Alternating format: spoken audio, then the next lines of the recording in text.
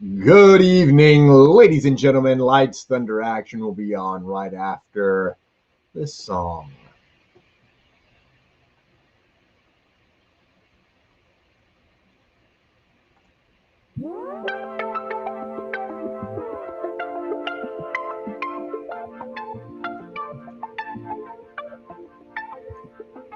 What you looking for? Listen, Thor is lovesick. Not looking for you to just hop up on my dick. Wanna get to know you and explore you and see where it go. Friends, maybe more, baby. Thor is cool with whatever you find you wantin'.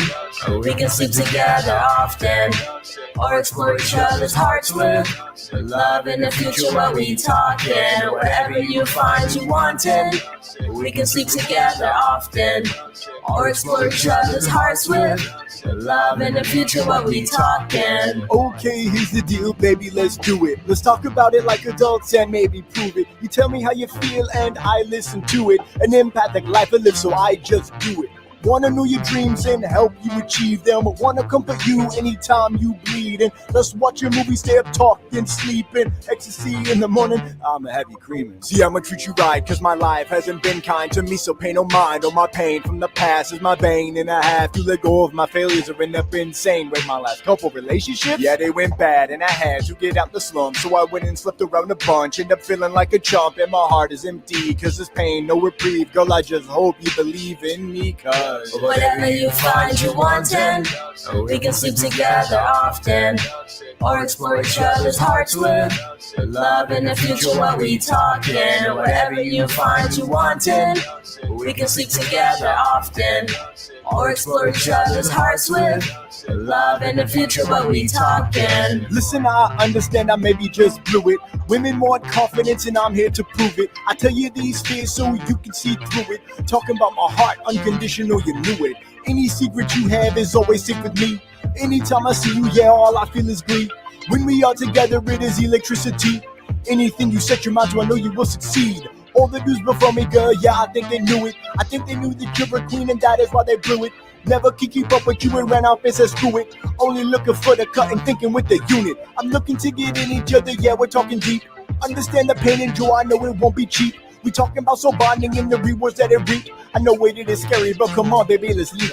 Whatever you find you wantin', we can sleep together often, or explore each other's hearts with love in the future. What we talking? Whatever you find you wantin', we can sleep together often, or explore each other's hearts with love in the future. What we talking? Whatever you find you wantin', we can sleep together often, or explore each other's hearts with love in the future. What we talking? Whatever you find you wantin', we can sleep together often, or explore each other's hearts with love in the future. What we talking?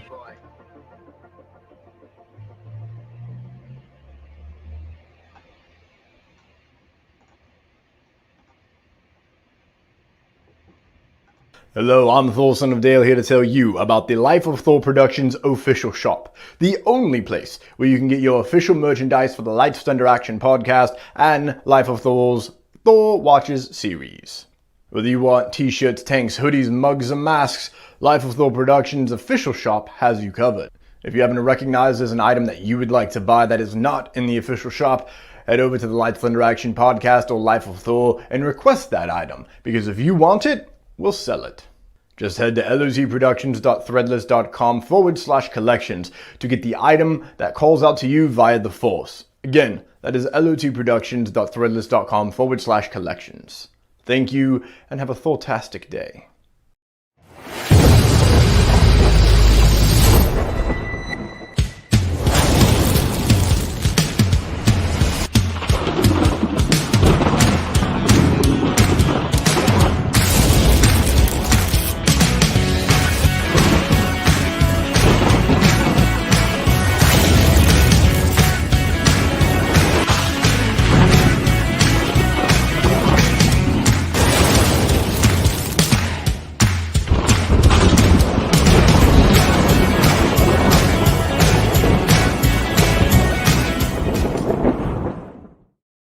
Hello, ladies and gentlemen. It is May 5th, 2021. Welcome to episode 53 of Lights Thunder Action, where every week two Thunder buddies discuss all things Marvel, Star Wars, DC, and the latest happenings in the entertainment industry. I'm Thomas Carter Rochester.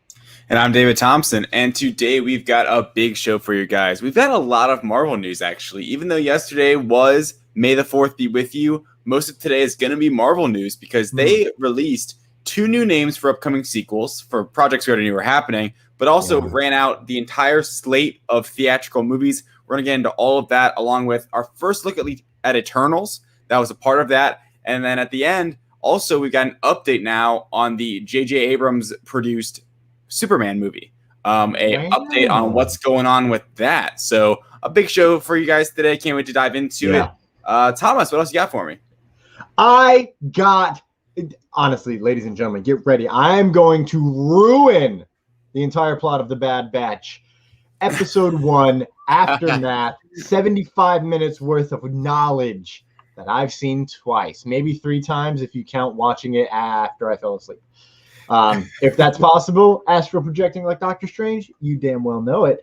But every week, before we get into all that, every week we're live streaming directly into your homes and phones via all of these amazing opportunities that the internet provides us.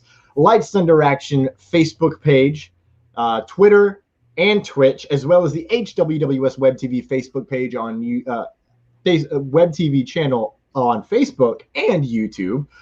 You can find all of those links to all of our live shows at Linktree.com/LightsThunderAction. All one word, no hyphens and no spaces. If you're watching on Twitter, what's up, Twitter sphere? It's good to see you out there. Tweedledee. But if you don't like watching our ugly mugs and you like listening to our beautiful voices more, David, where can everyone find the audio version of our podcast? Yeah, you can find our audio version podcast on Spotify, Apple Podcasts, and our hosting site, Spreaker. Oh, and Google Podcasts. Sorry, almost forgot that one. Currently, we're kind of in the transitional phase. I haven't quite sorted everything out with the audio podcasts right now. So if you are an audio podcast listener, I apologize. Hopefully you've made your way over to the video versions the last couple of weeks, but I will still sorting that out. But most of our catalog from interviews and all of our over a year of doing this podcast should be up on those services for you. Thank you so much. If you want to support us even more, subscribe, give us a review, keep up with all of that on those places. But Thomas, man, how you doing today? Episode 55. We're here. We made it to the Derek Brooks episode, right? I'm stealing that from Captain Matt Remke. I'm not going to lie about it. I like that. We made it to the Derek Brooks. Shout out Florida State. Go Noles. I'm very excited because, you know, every Monday there's a tweet, and it's a case of the Mondays. Am I right? From WandaVision. And I was like so ready to tweet that, and then my phone blew up with Marvel Studios announces stuff, and I'm like, what? And so I tried watching the video multiple times. Took me 7 tries to watch the whole thing. I kept getting to where they go to the slate, and then I had something to do. So very exciting week. I'm good. I got energy. I'm on 4 hours of sleep.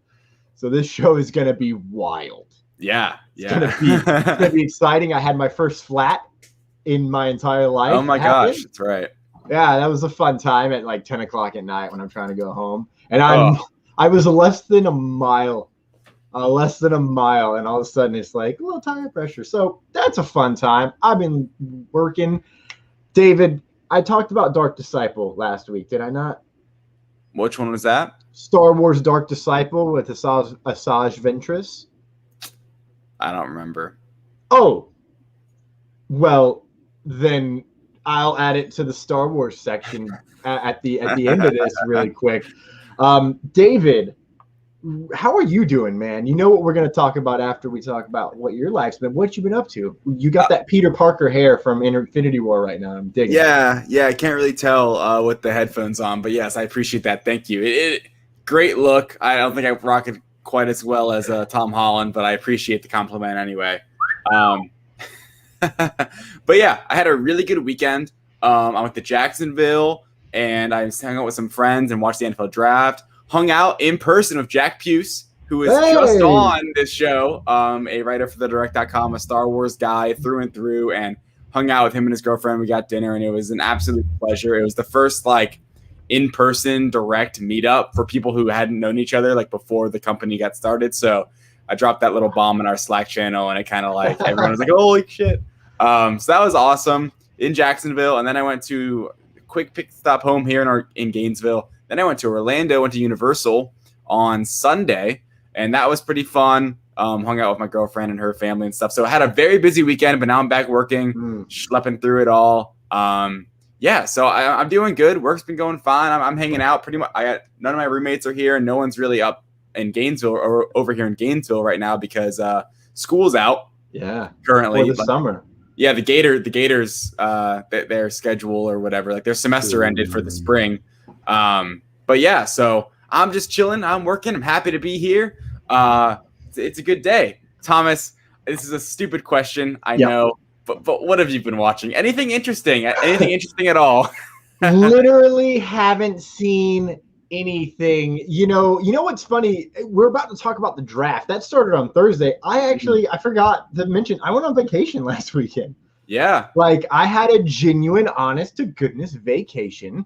Went down to Melbourne, celebrated the real Superman's birthday. He turned 30. Our birthday's 5 months apart. Neither one of us were a big fan of the idea of being 30.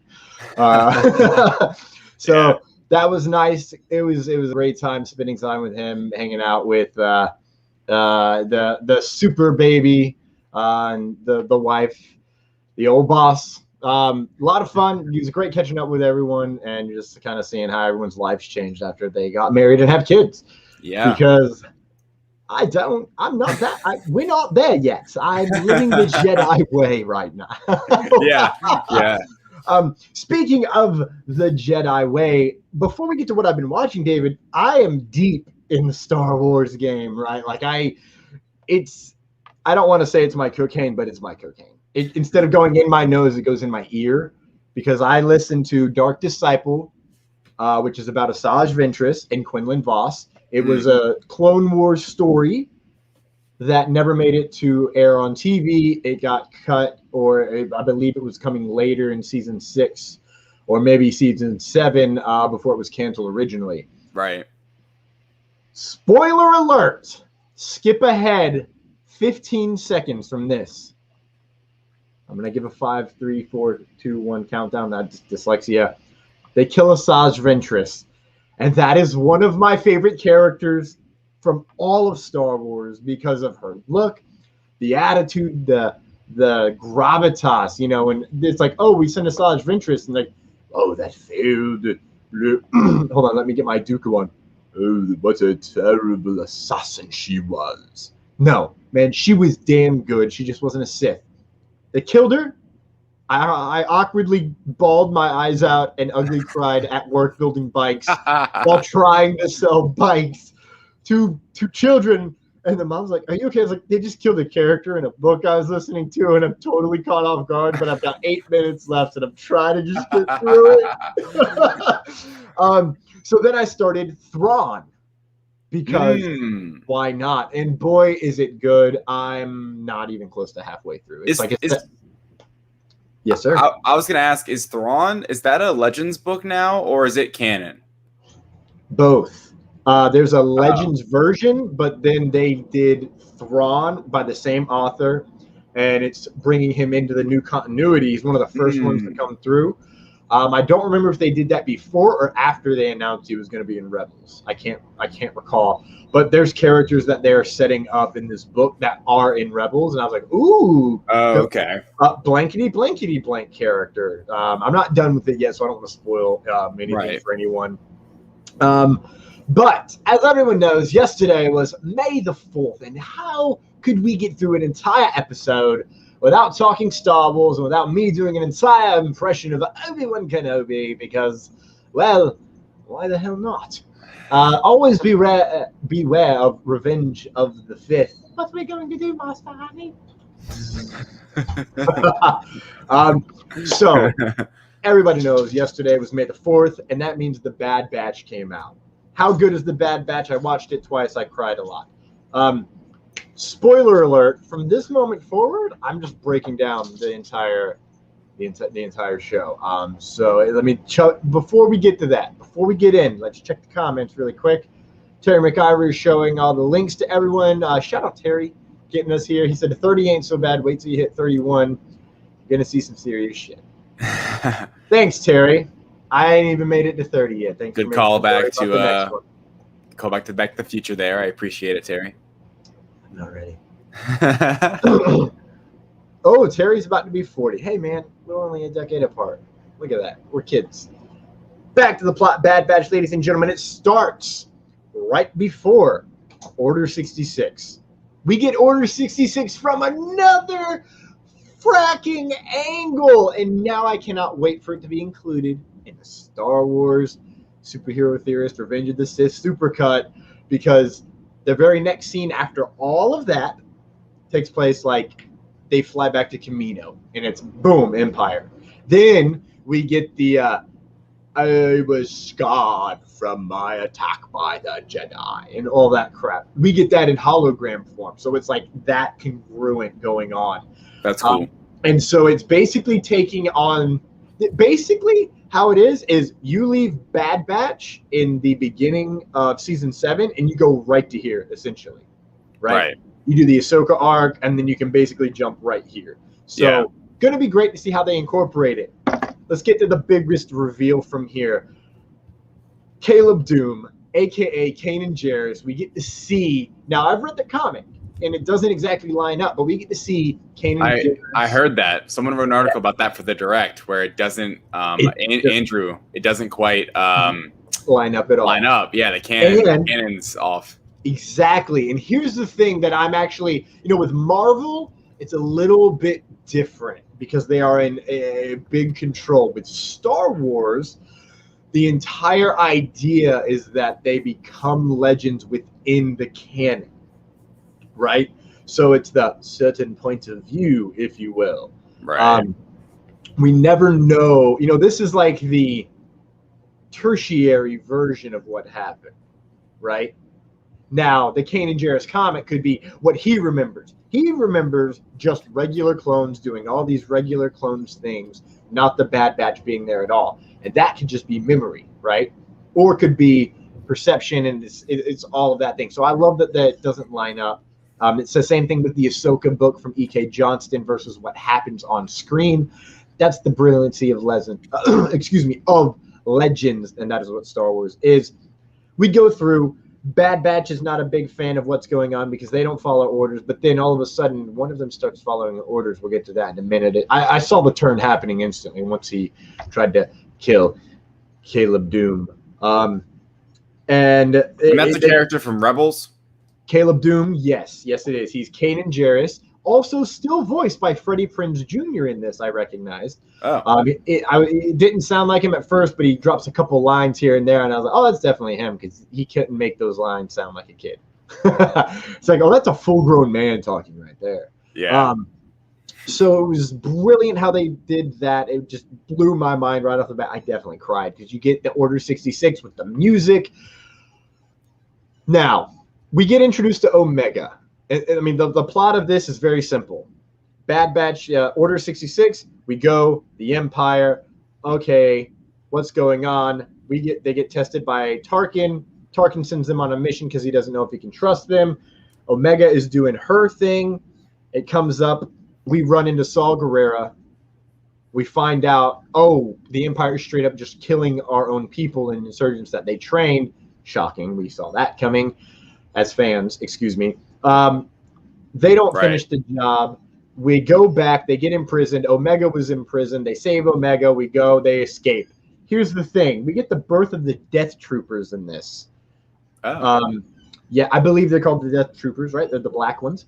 And that is actually, guess who? Crosshair of the Bad Batch. He's the only one whose programming for Order 66 kicked in. It was slight, but it was the only one that was there. Then they magnify it. We really see the depths of Tarkin. All right.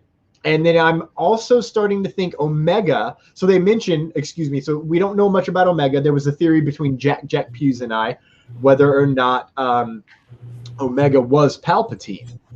I don't know about that. Not full Palpatine, at least. I think Omega is a Jango Fett Palpatine hybrid, because they are saying they're in potentially as well. I will say maybe the Bad Batch entirely are the same way. They mentioned that there are 5 enhanced clones that survive, and there's 5 members of the Bad Batch, except one of them is Echo. He's a regular clone, was not enhanced at all, which means there's only 4 in the Bad Batch, and it's revealed by the folks in the Bad Batch. Tech, I think his name is, that Omega is an enhanced. So, is Palpy and Jango Fett bred together in the Bad Batch? Something that I think we'll be exploring going forward. I also think we're about to, I mean, basically this is Mando Season 1, David. They're cutting and running. I mean, as we all know from Friday's episode, that's the title. They're going to cut and run.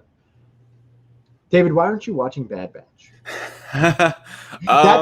That's where we're getting here, because, like, it's fun, man. Yeah, I mean, I was sort of a fan of Clone Wars. I mean, I like Clone Wars. I was excited for Season 7 coming out, I think especially because, but I think mostly because I knew for the last 4 episodes, you know, that's where I was mostly excited for. Yeah. I wasn't, like, I haven't never rewatched Clone Wars in its entirety, so it's pretty foggy for me in some places, because, like, I just watched it growing up, not like, you know, I never have, like, fully binged it back. And I guess just part of me is, like, I'm not jumping up and down for, like, the Star Wars animation side of things for whatever reason. I mean, I'm not trying to be like, I don't watch any animation stuff, because that's not true. But I think also there's like a, like almost like what you're talking about right now. Some of the names and things like it's just flying over my head. You know what I mean? And it's like, so I guess if you're fully invested in the Filoniverse, as you'd put it, like in like the card, like the animation, Bad Batch, I'm like, having watched Rebels, you know, being super knowledgeable on Clone Wars, of course you'd be super, super excited for Bad Batch, wanting to see more. The only reason I'm kind of interested is I guess, like I've heard you say, you know, reliving Order 66 again. That sounds cool, because that's something that I know, and like that's a really pivotal moment in Star Wars for me. And then also, I think the timeline's interesting, because now it takes place after that, and that area, you know, hasn't really been dove into very much, because Rebels takes place, you know, relatively closely to A New Hope, like beforehand, right? Correct. It's like 4 years before. Yeah, so like there's that point where it's like right before A New Hope, and then there's been like the Clone Wars, which is in between episodes 2 and 3. But this little area right after episode 3, we haven't gotten too much of Star Wars in, so that'd be my interest, and I think I will still watch it.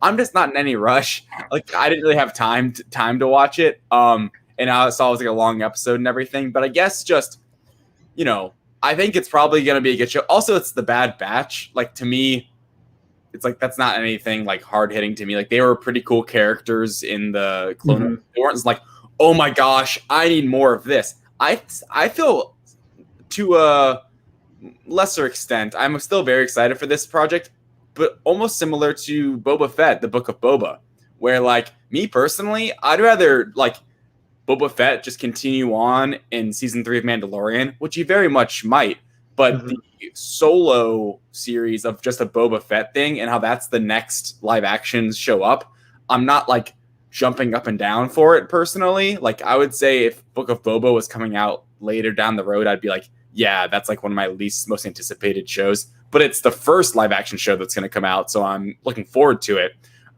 So I guess just to me, the combination of didn't really have time to watch this episode 1. That's the most realistic one for sure. Because here's the thing, like when it ended, I was like, normally I'm like, oh my God, give me more right now. But I was content because it's 75 minutes. Yeah. It feels like it's basically if you took the Siege of Mandalore and you just put it all together and you just didn't care about the credits in the middle, like a supercut of just that is basically what this episode is. So, and I was looking around a little bit since we're still on the Disney the Star Wars topic, excuse me. I saw on the direct when I was, meddling around the Star Wars section like I always do. Someone tweeted out that we might be getting Disney Plus animated feature films. Maybe some set in Clone Wars, maybe some set in other places. There's a chance that's what Anakin Skywalker is going to be on. Like we talked about what it could be, right? Yeah. It sounds like that's the most likely place. If they're just doing Disney Plus animated Star Wars films, I am all for it. I don't give a damn what it's tied to, but if it's tied to stuff, even better. Yeah, and I would say I'm totally like, just in general, you know this about me, I'm more of a movie guy, which makes me really excited for in a little bit when we get to our Marvel talk with how they like focused on the movies, which to me was like a breath of fresh air. I don't know about everyone else, but like to me, I'm like, yes, right, like just the movies. You know, I liked the moment of just like laying those out without thinking about the Disney Plus shows for a second. Yes, it's a lot at this point. It's really a lot.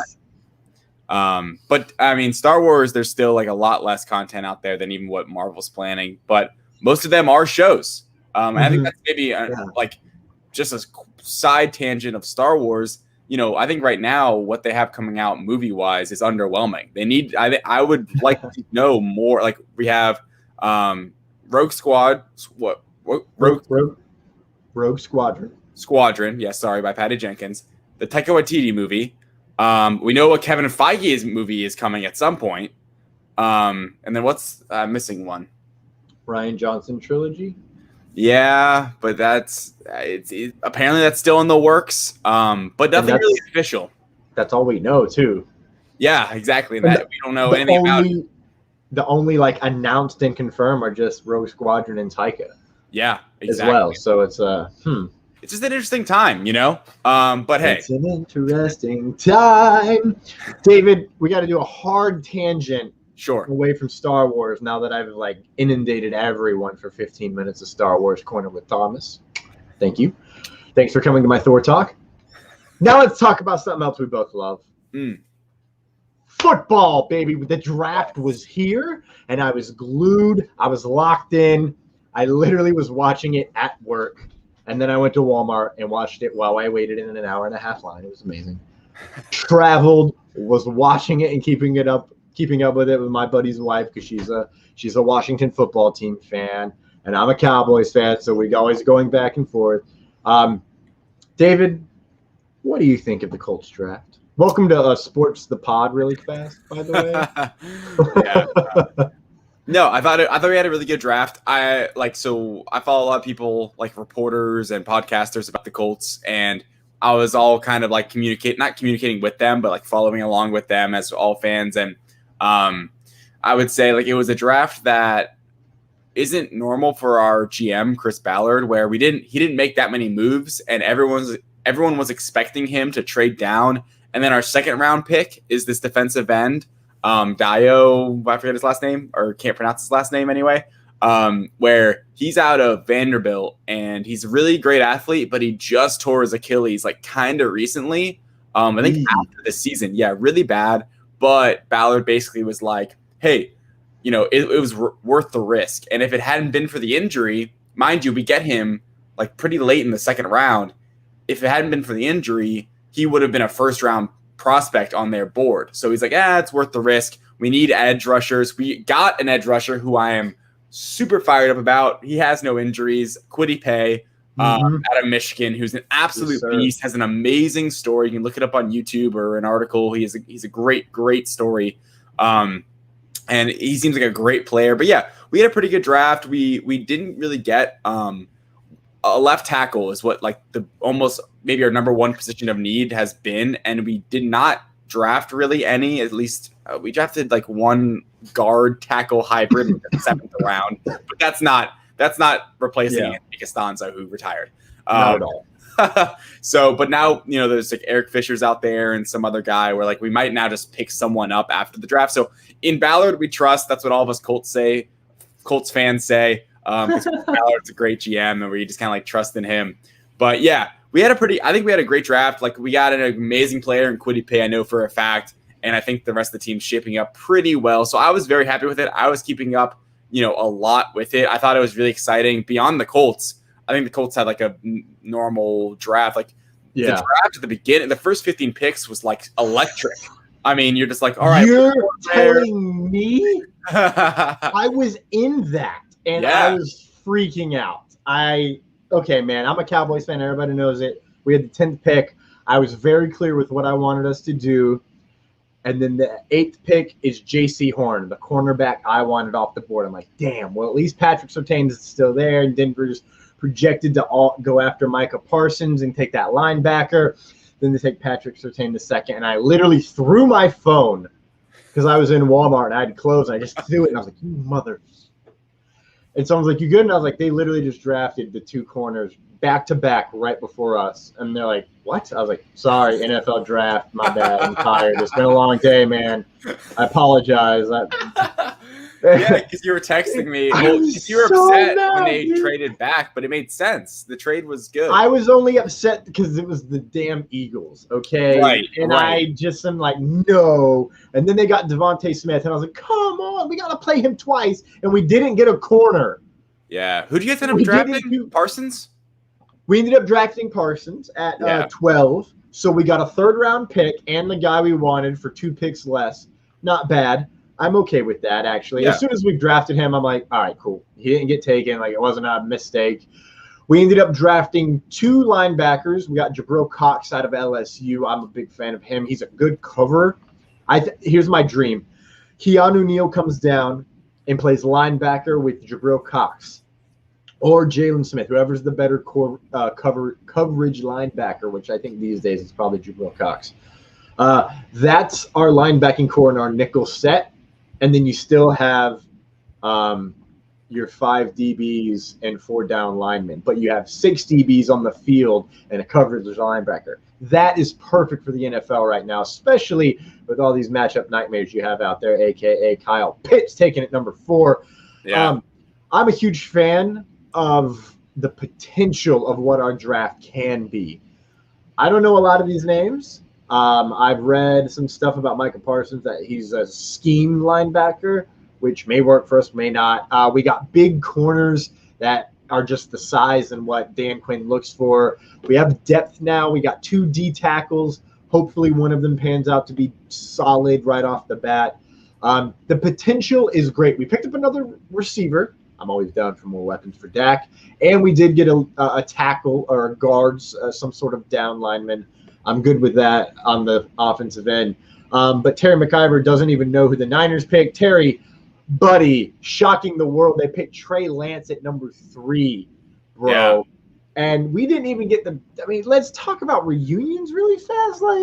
Like, let's be real. It was a reunion-filled weekend, right? I went to Melbourne. You met Jack. You went to Universal with family, right? It was a weekend of reunions, and the NFL draft was no different. Tua Tagovailoa and Jalen Waddle are reunited in Miami. Go Dolphins, number 2 team. Yeah, good. I said it. I got a number 2 team. My number 3 team is the Browns. That's because of Madden. Shout out, Madden. Then we got another Devontae Smith, as I said, goes to the Eagles. Obviously, Jalen Hurts is QB number 1 there. Thank God. I actually am a fan of him, so that's pretty cool. It's like the Donovan McNabb days all over again, except we really suck on defense now. Then you have Joe Burrow and Jamar Chase reunited in the Cincinnati land of the Bengal Tigers folks, who now have potentially new Madden possibilities with them uniforms. I'm a big fan. They're a much cleaner, classic version of it. I won't lie. Sorry, Chargers. I'm going to go orange and black again. But possibly my favorite is 2 rookies drafted to the same team, Trevor Lawrence, Travis Etienne. Yeah. However, they have like 9 running backs in their running back room, and all I can think is, that sounds like Urban Meyer.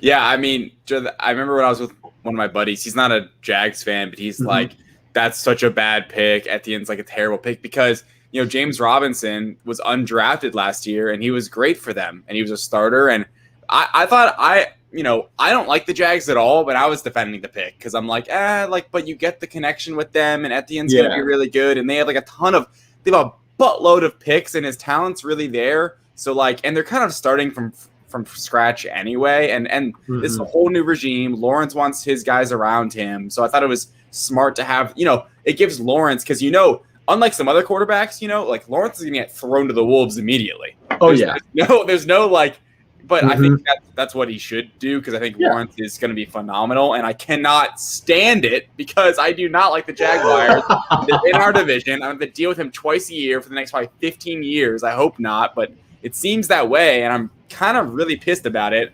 Thank you. That's how I feel about us trading Devontae Smith. Right. I understand that. Okay. Because, like, in my head, I'm not a Cowboys fan, so you don't think, like, oh, it's the Eagles. But, like, I would see from your point of view where it's like, why would you trade with the Eagles? It's the Eagles. I mean, that's what I was hoping.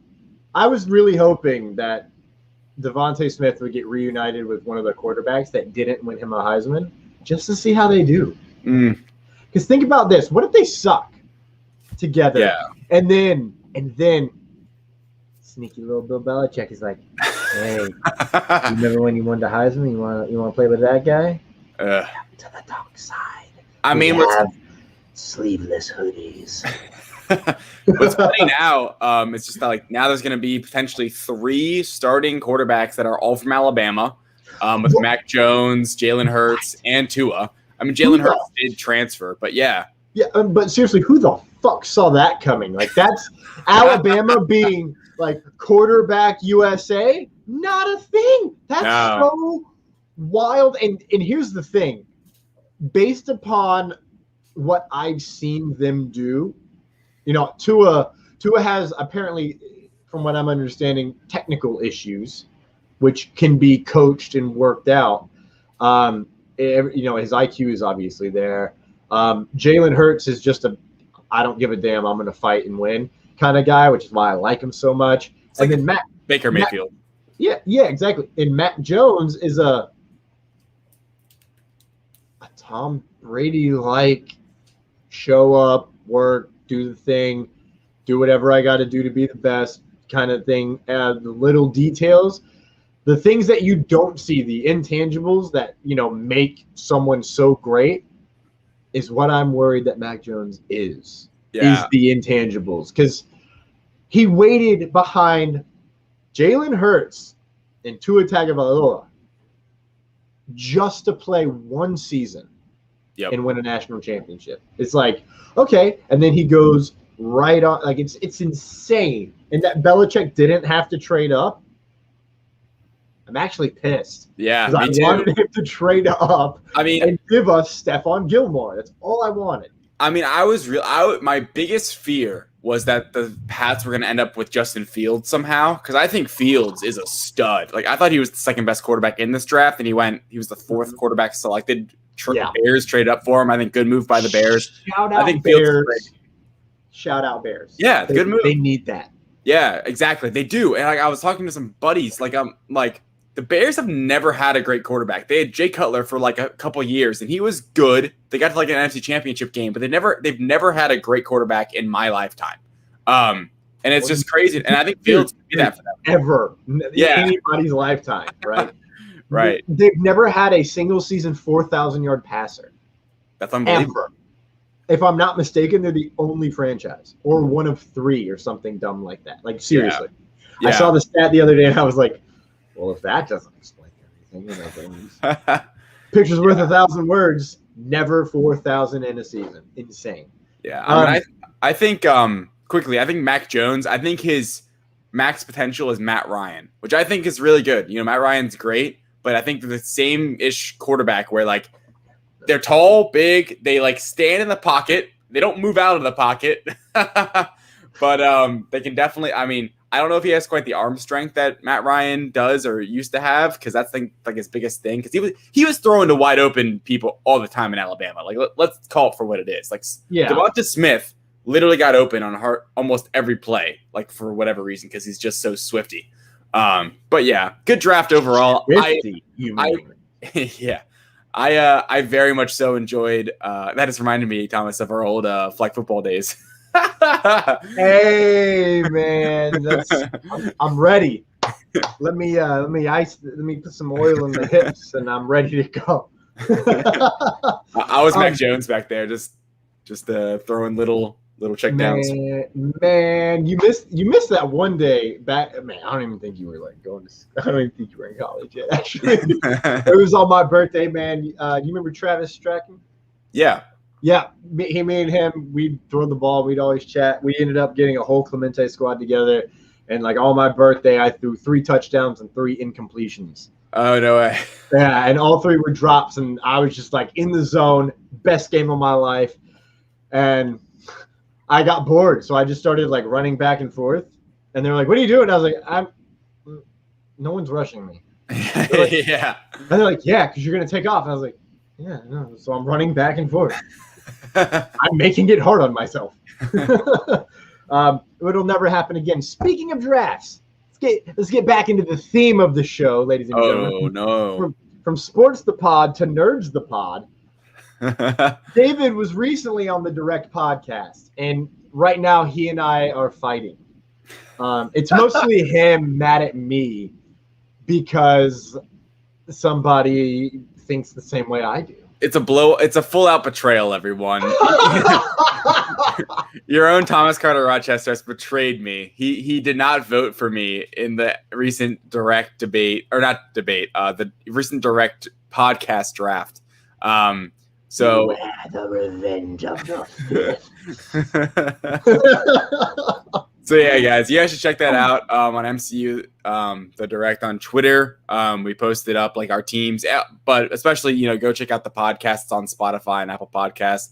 The direct podcast. I know Thomas listened to it. Me, Liam, and Matt. We did our non-MCU Marvel movie rankings. Not a ranking, but a draft where we can't just pick out what we want. Especially we go in order. I picked Logan first overall. I was the first overall pick. And I said, boom, Logan. I just think, to me, it's the best of the bunch, personally. I mean, I think I have more, my heart is filled more with Spider-Man, but I think just as a movie, Logan is a masterpiece. It's such a great film. So anyway, you guys should go check that out. Vote for me, unlike Thomas. Listen, actually, I wanted to talk about some of those things, because here's my thing, David. The reason I went with Matt is I was like, yes, Logan, what a great pick. Okay, X-Men Days of Futures Past. Okay, that's okay. That was Liam's first pick, yes? Yes. Okay. I was like, okay, I actually understand. That is my personal favorite X-Men film. Logan is just, it's Logan. There's no comparison. It's just Logan. And for me, my first pick would have if I'd have looked at the list, it's Into the Spider-Verse right off the top. Yeah. Best comic book film ever. That is that is a mountain of evidence I will die upon. Coming down to 10, it used to be 5. It's now 10 new techniques within the Spider-Verse 2 that they've created for this animation style, just to give us something that we've never seen before. Right. I cannot wait for the second one, by the way. Holy tits. Same. That was my pick. And then, I love Deadpool. Deadpool's in this sense, because Logan would have been off the board. I mean, I'd have picked Into the Spider-Verse, but as it was going, I probably would have ended up going with a little bit Deadpool. I probably wouldn't have picked Deadpool 2, but I understand it and I appreciate it. But here's my case of Spider-Man over Spider-Man 2, David. I understand that Spider-Man 2 is a superior film. 100%. Do not disagree. But Willem Dafoe as the Green Goblin is so goddamn good that they haven't tried to actually do it again, in the sense that they didn't do Joker after Nicholson until almost 20 years later. They tried Green Goblin not long after. No. Not a Norman Osborn Green Goblin. Okay, not a Norman Osborn. And that's what I mean, though, because that's Green Goblin. I'm not talking Green Goblin Jr. or 2. Green Goblin, the capital THE, the Green Goblin. Yeah, but they haven't. I think Alfred Molina's better, and that's from Spider-Man 2. And they haven't done Doc Ock since Alfred Molina did Doc Ock. I agree. Yeah. However, they're bringing him back, right? So it's not the same thing. It's not like, oh my God, now it's like, okay, well, we're getting more of him, so that's not going to tarnish what is done. But now it's like, well, I'm going to be satiated with something. So it's not going to be nostalgia anymore. Now it's research and prep for who he's about to become, right? So, but Spider-Man, and I've always preferred the Spider-Man movie because I love the Power Rangers over-the-top take of the Green Goblin and how as they were mentioning on the pod, how downright scary it is, man. Yeah, I agree. I mean, I think I almost maybe was the one that brought that up because, like, I really love Spider-Man. I'm not gonna sit here and argue against Spider-Man. Like, that's not something I'm gonna sit up here and do because that to me is like that. The first Spider-Man movie, I didn't pick it.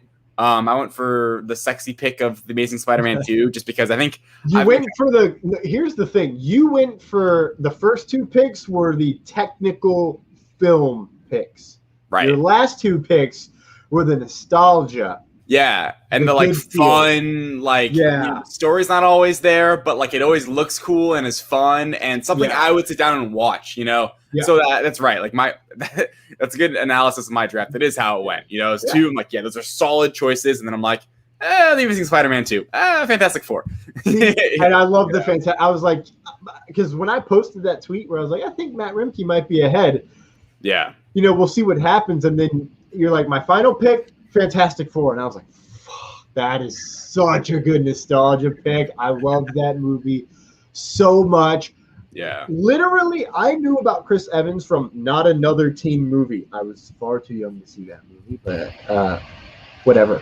And then it's like, he's about to be Johnny Storm. And I'm like, dude, that's awesome. And then I saw him, and ever since then, I'm like, oh, Johnny Storm. And now it's like, no, now he's Captain. He's the only actor to, in my lifetime, just have this massive evolution of what I look at them as. Right. It's crazy. Chris Evans is, jockey, jerk, dickhead guy from high school. Then he's that version in a superhero movie. He's done that a bunch of different times at many different places. Most recently in Knives Out. He does it so well. Yeah, he does. And then it's like he's got the really dark horror mindset of a character from Snowpiercer. And then he's got good old boy. He's the depth of emotion is brilliant. I don't know how this became Chris Evans' love fest, but shouldn't it always be? Ladies and gentlemen, we'll be right back. We are going. Oh, before actually, I remember why I wanted to do this. I just wanted to say officially that I would love to be on any Star Wars draft for the direct pod because I come with a vast amount of knowledge that some may consider to be unnatural. We are a touring acoustic duo crashing kitchens around the country. We go from house to house every Friday night and we create music, we create food, a good time, we stream it live and we do it for free. So now we're just really kind of like trying to develop it and build a community group that people believe in, then they'll help us. So we played from our rehearsal room, we played from the bathroom, thankfully that didn't catch on. I probably played guitar in my room, not for anyone, in front of anyone, nobody heard, for probably about 10 years. And then one Friday night we played from the kitchen. It's the main place people want to be. It's where the food is, it's where the drink is, it's where the best lighting is. You can go to any party and I guarantee you the kitchen is going to be popping. Our ultimate goal, I think, would be to crash kitchens every Friday all around the world.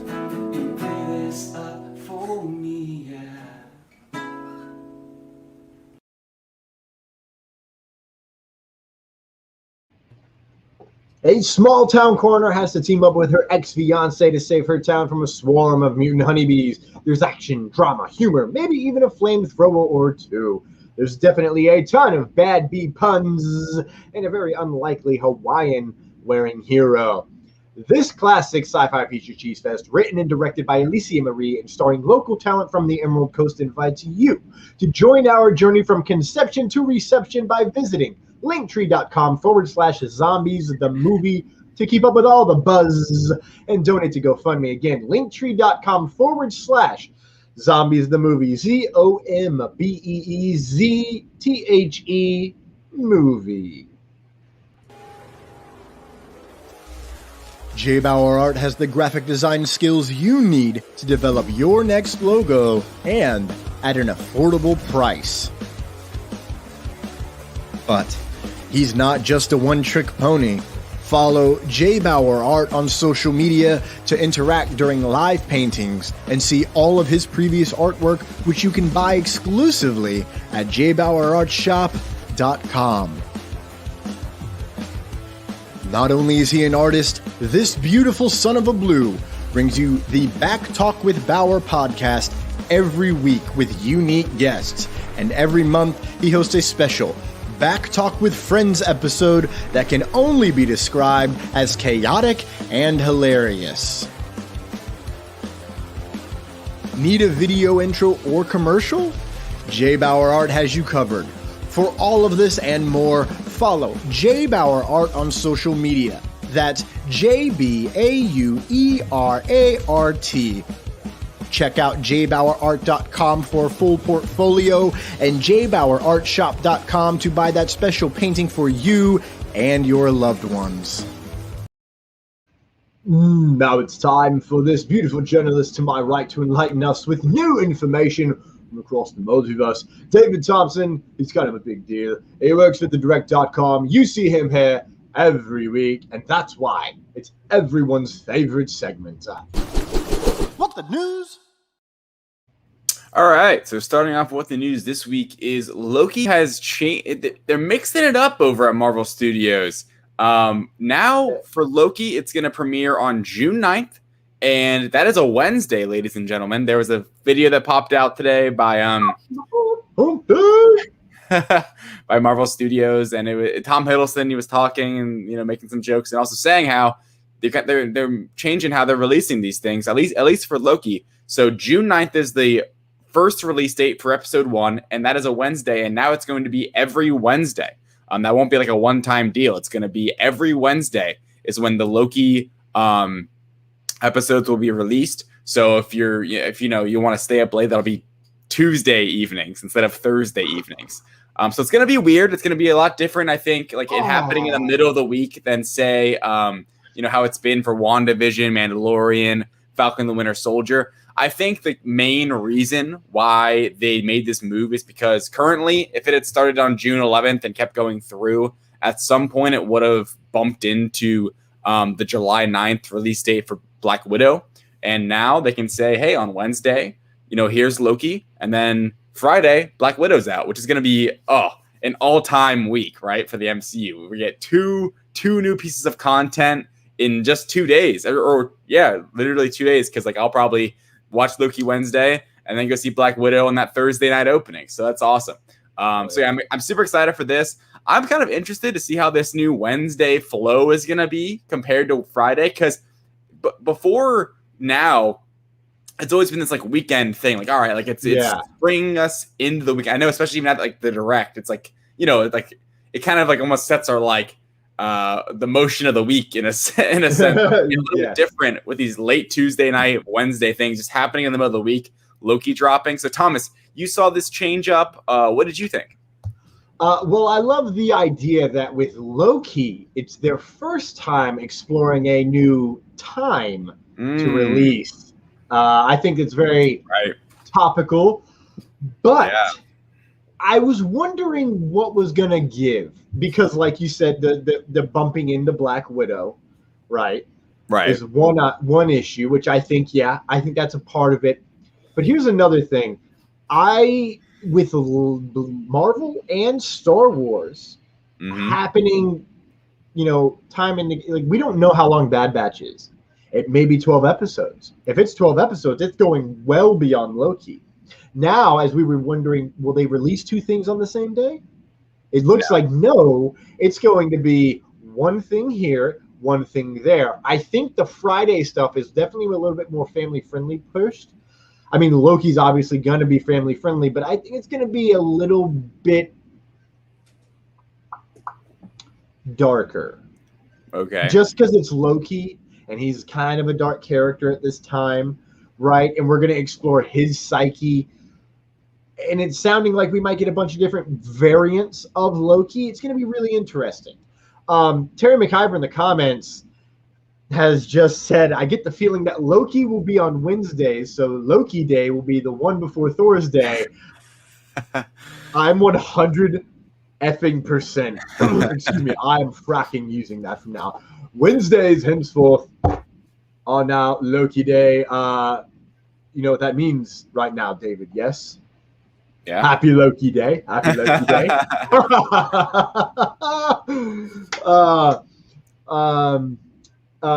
Yeah, we're making that a shirt. That's happening.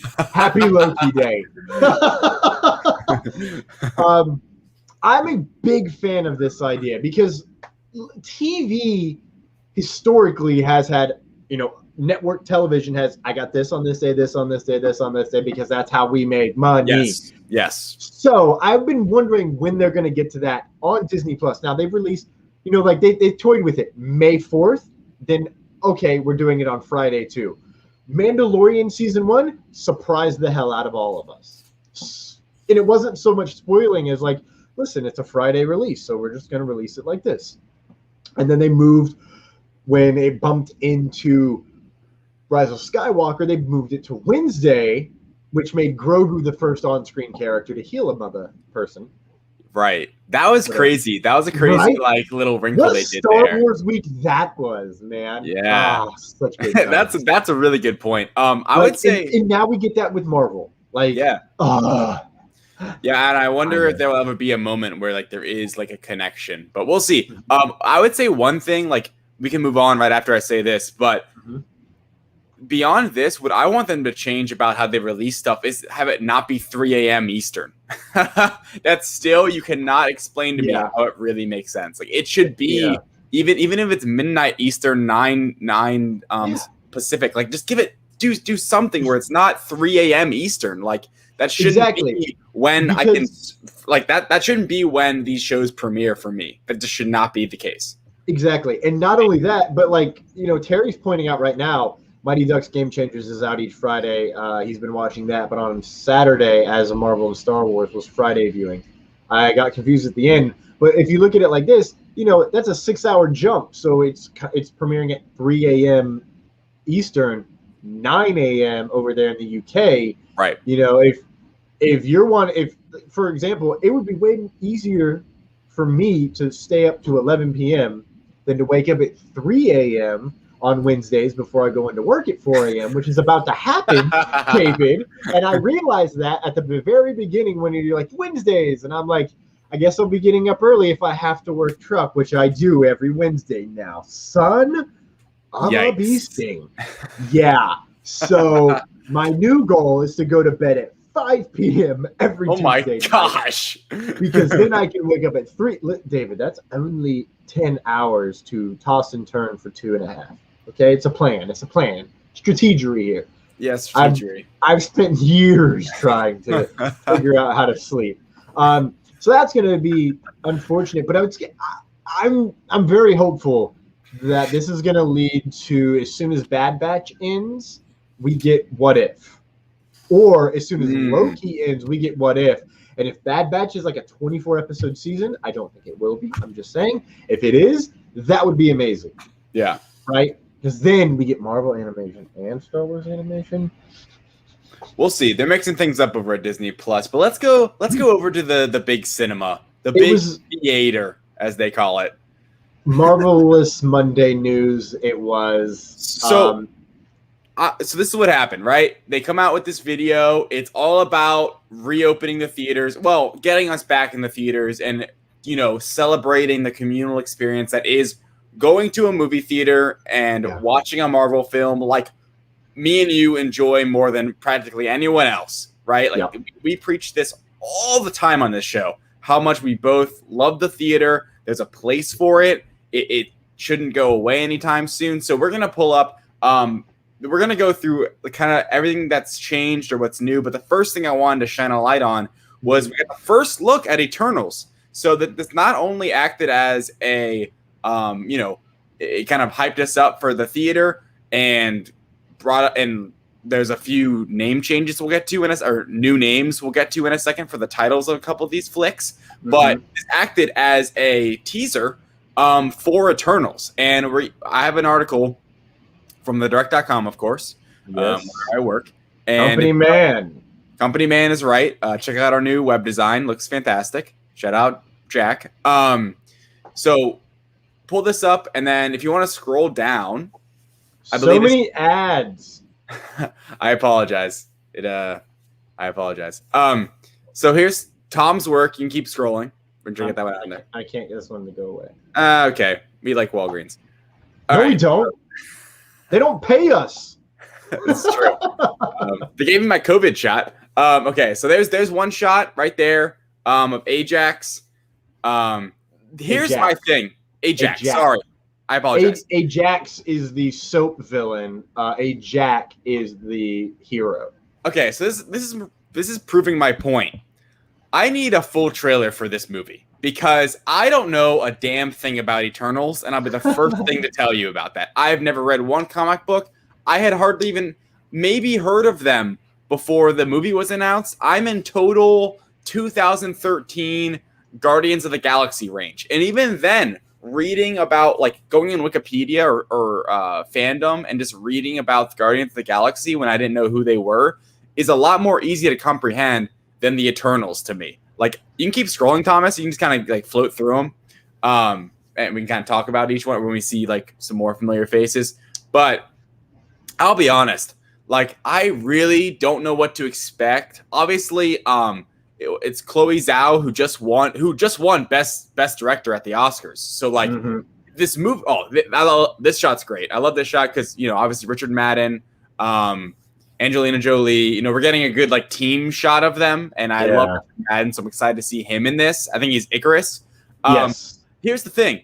I just don't I love seeing a first glimpse because it's like, all right, like, what's this movie gonna be? I know it's, you know, takes place over, like, many time periods, and it's this whole I don't even know how to describe it because, like, as me and Thomas have talked about many times, how we're on different kind of, like, levels to the MCU. We have grounded, we have, you know, mystical, we have in space, like galactic. Eternals, I don't even know where the hell they fit into that. But basically, the last shot down there, Thomas, is an absolute great look. Maybe the one below that. Yeah, that looks awesome with that kind of like the transparent sword. So, I mean, this first look definitely helped. You know, the cast looks amazing. The director we know is great.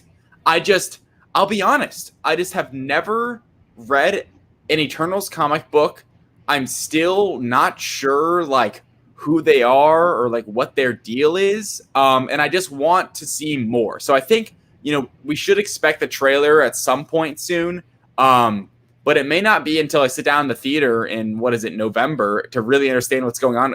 I know I'll be there, but right now this is the most, like, I guess this is the hardest Marvel project I can wrap my head around in some time, for literally, like, 8 years. So, Thomas, you know, we're looking at this article by Tom. We're looking at these photos. You saw the video in action. Like, what do you think of Eternals, and what do you think about these images? Well, I'm going to be honest. This is the shot for me personally. Yeah. But I really want more of this, you know. It's like in their full suits. Yeah, you know, I probably should have just downloaded this image, you know, it would have been a little easier. It's okay. But I like to see the suits. You know what I'm saying? Like, I'm a suit guy. I'm not gonna say I'm a threads guy like Matt, but I'm definitely a suit guy. I love a costume, man. I love building them. I love looking at the fabrics. You know, we got the Miss Marvel suit recently, a set photo, and someone was like, "Yeah, it looks too kid-like to me." I'm like, "Well, they're 15." I love it. Doesn't look kid-like. It doesn't even look kid-like to me. No, it looks legit, and it looks like I can see its metallic ways and, like, metallic sections, and all I can think is, dude, when they release an official photo of this, I, as a comic book, as a costume fan of all costumes, man, like, some of my favorite stuff about my favorite show, What We Do in the Shadows, one of my favorite shows, is the costumes they wear. It's just old gothic stuff. Right. I'm gonna lose it over this costume. I already know it. I can tell. What's sad? Like the reflectiveness, and it looks like it is supposed to have a lighting. It looks like it's light, like she's gonna light up and power up. I don't know. It looks like it's gonna have some kind of homage to Carol's powers in the suit. Is what kind of envisioning for the lighting effects. Yeah, and going off of that, I think the suit looked great personally, and I think when you said they might release an official photo, we might be waiting a long time for that, because my suspicion is that it's going to be similar to WandaVision, Falcon and the Winter Soldier, Daredevil, where that suit we don't get it till like the end of the series. I might be wrong, and it might be something that they actually do market, but the track record currently with Disney Plus shows is that our heroes get their final form suits at the end of the show. Loki's going to be different because Loki's Loki. But for these kinds of characters, we'll see. That's a good. So this suit specifically, I definitely think will be at the end. I think Miss Marvel is going to be the show where we have a suit evolution. Like we've already seen in the first footage that they've shown. Her and that little like Carol Danvers doing that like cosplay Halloween. Cosplay Halloween thing, and her like bored of how to design a suit, and she's getting help from a friend. Yeah. So I think we're gonna like see, because that's what every kid would do. Yes. Listen, I don't have superpowers. I'm not a kid anymore. I love designing my own suit. Yeah. There is nothing like going, that's made only for me. Hell yeah. All right, so let's get to Captain Marvel a bit more. Yes, let's dive into this. Let's dive into the news. So I'm going to read off. Yeah. So along with that video we just mentioned with the Eternals first look, they listed off. I was talking to Thomas off camera before the pod started this evening, and I'm like, this was just, or was it during the show? I don't even remember now. I don't know anymore. Basically, you might have already heard this, audience, but I'm like this. This was a breath of fresh air to me. Just seeing only the movies, right? Mm-hmm. We're getting so much Disney Plus these days. It was great as a film fan, as an MCU movie fan, just to see the movies, and have them promoted all together. It was like the good old days, as in like 2 years ago. But here, I'm going to run down. We have this, we have this image provided to us by thedirect.com, of course. I'm going to run down just all of them really quick and then shine a light on a few. Black Widow, as we know, July 9th, 2021. Shang-Chi and the Legend of the Ten Rings, September 3rd, 2021. Eternals, we just mentioned, November 5th, 2021. Spider-Man, No Way Home, cannot wait. We'll get to a little bit more on that later. December 17th, 2021. Doctor Strange in the Multiverse of Madness, my girlfriend's birthday, March 25th. Are you serious? Yeah. Oh my God. I got you, bro. You know how you're going to talk her into going to see this movie? Oh, she's seeing it. She's excited. I was going to say, if there's any flack. She was already saying, no, it's funny, Thomas. She was already like, oh, I'm going to see it on the 24th probably, right? And I'm like, yeah, you're right. That's a great birthday start. You know what I was deprived of this year? The Batman. We're not going to talk about it, former pros. Thor, Love and Thunder, May 6th, 2022, filling in that crucial May spot. May 6th? May 6th, sorry. May 6th, 2022. We are 366 days away from Thor, Love and Thunder. And baby, let me tell you, that's exactly 1 decade from the original premiere of Thor, if I'm not mistaken. It'll be like 11 years. No, it'll be 10. It'll be 11. Yeah, I forgot how to count. Yeah.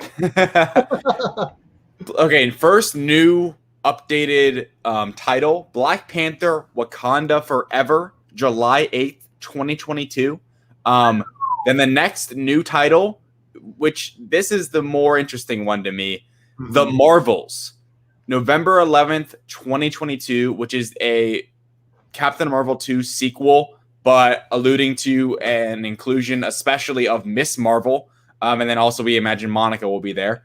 Ant-Man and the Wasp, Quantumania finally gets a release date of February 17th, 2023. That seems like a good date for Ant-Man.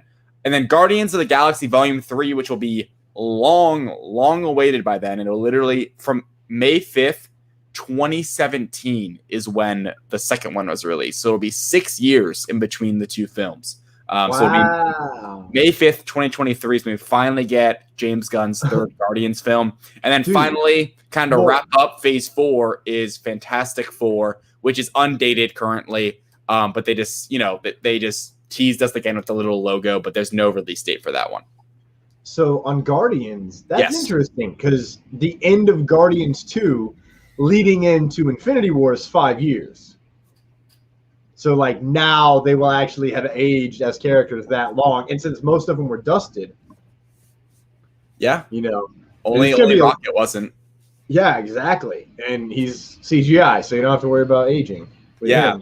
I mean, I think, if we're talking about Guardians for a second, is like what that movie is going to be like, especially with Gamora being dead and it being this new Gamora, and like what that movie is going to be about. And we're going to see the Guardians a year earlier at the beginning, or at least at some point in Love and Thunder. So we're going to get a bit of a Guardians fix, a year from now. So next year and the year after, we'll get some Guardians. But Thomas, let's talk about the Marvels. Yes. I think that was maybe the most surprising announcement that came out that day. Wakanda Forever, I think that makes sense. It runs hand in hand with what Ryan Coogler had already said about the change they're going to make with the movie, where like they're not recasting. It's going to focus more on Wakanda and the culture and the tribes, and like even if you're looking at the video right now and the image of the Black Panther title card, it being a small Black Panther and then the ginormous Wakanda Forever, which is an appropriate theme, I think. But the Marvels, right? It's not Captain Marvel 2, Kamala Khan. It's Captain. Yeah. There's no Captain Marvel to be seen. It's just the Marvels. With the S, the A is a Captain Marvel, kind of like it has the logo for Captain Marvel on there, and then the S is the Kamala Khan Miss Marvel S, which was cool when in the video when they were like popping up, you almost saw like it referenced her like stretchy swinging like arms and like limbs when the S popped in, which I thought was pretty neat. So the Marvels, to me, I tweeted something out pretty recently before we went live, was like, did they make it the Marvels to make very casual moviegoers think that this isn't Captain Marvel 2? Because the movie did make $1 billion, but there's hate around the movie. Let's say it for what it is. There's hate around the film. Like yes. I know people who were just like, yeah, that just kind of sucked, right? And I'm not one of those. I thought it was pretty good, but it's definitely like mid to lower tier on my MCU rankings. I didn't think. My biggest gripe with it, honestly, is just how powerful she is and how little I felt it was like deserved for me. Just and like that's unfair because that's the character, but the fact that this all happened in the 90s and like she's such an overpowered character, like we saw especially in like Endgame, which was a great moment. Like that's her best moment so far, in my opinion, when it's like supposed to the atmosphere and it, boom, amazing. Yeah. But I'm not one of those that was super excited for this sequel. I enjoyed the Monica Rambeau character more after WandaVision than I have Carol Danvers. And I like Brie Larson. There's a lot of Brie Larson hate too, which I don't get. I like Brie Larson. I don't think it has anything to do with her acting. I think she's actually been really funny about some stuff where she posted like, there was a comment saying like, oh, she should smile more. And then she posted something on her Instagram where it was like all these. Did you remember I'm talking about, Thomas? It was like Doctor Strange and Iron Man and Captain America with these like fake phony smiles like photoshopped on their face on these posters. And it was like really funny. But yeah, I get people don't like it. I didn't really care for the movie all that much. It not that memorable to me. It's like she's just suddenly this like crazy overpowered player in the game. So I like the title, but I just wonder why they're titling that, beyond the fact that I guess Miss Marvel Kamala Khan's gonna have a way bigger role in this than I ever suspected. They did say at the Disney investor meeting this past year that she is in the film, but to me I'm like, okay, that'll be maybe like how Guardians is gonna be in Thor, not like the second leading star in it, but like just kind of in there at some point. It seems like based on this title, she is like number 2 in the movie, gonna be there from beginning to end. So Thomas, you saw The Marvels, which is the Captain Marvel 2 sequel. What did you think? Okay, so I'm about to pop open. I'm about to pop in here the actual logo itself, because I wanted to examine something, because you actually pointed something out about the A that is accurate, but also not 100% accurate. The A is actually a little bit of a play off of Monica Rambeau's symbol in the comics. It's a small part of it on her symbol, and it's also a part of the Captain Marvel logo, but it's not the exact same. So they're like similar but different. So that's supposed to be a Monica Rambeau tie right there, is that specific design. People are thinking it's going to be the Marvelettes. And if this is like our first, it's sounding like it might be, and I would be so stoked if it is, our first team-up film, right? If they come out and be like, we're billing this as a team-up film. Not the first one. No. Well, like, I mean, in what way? Widow, Eternals. I mean, okay, like of this Endgame. Oh, like yes. Yeah. Sorry. Yeah, my bad. I see what you're saying. After Endgame, it would be it is. It'd be the first team up, and I'm hoping they bill it that way. And based on this title, it sounds like they will, right? Yeah, I would say, quick counter. Like I know, in No Way Home, it's reported that Doctor Strange is in there. In Doctor Strange, Spider-Man might be in there, and then we know in Thor: Love and Thunder, we are getting the Guardians. So it's like this, but this I think is marketed as a team-up film. That's what you're saying. That's what I'm saying. So it's like the title itself is marketing as a team-up film, and it's very exciting. There was a comic book title. I believe it was called Marvels, and it was about the everyday man, and it's an Alex Ross joint. He painted it, wrote it, all that good stuff. And it's just the everyday reporter and how do you cope with living in this entire world where superheroes and people die. And that sounds awesome. No control. I want to read that. It's so good, man. I've read it might be Marvel's Legend, something like that. Amazing. And this title is what giving me that vibe. And if we really think about it, Monica Rambeau and Kamala Khan would really be the small guy that now has superpowers. So that's like the first step into that. And if we look at it another way, Zemo is kind of our intro, our character of what does a small man do in a world of gods and beings? Well, he's obviously very technically skilled. Here's what I'd like to talk about, David. I love the new logo for Guardians of the Galaxy Volume 3. It explains it implies, an evolution of technology and things of that nature within the film, right? The last time it was like edgy and 80s, and now it's like sleek, It's a little more back to the original. Yeah, at least the text, I would say, for Guardians of the Galaxy specifically.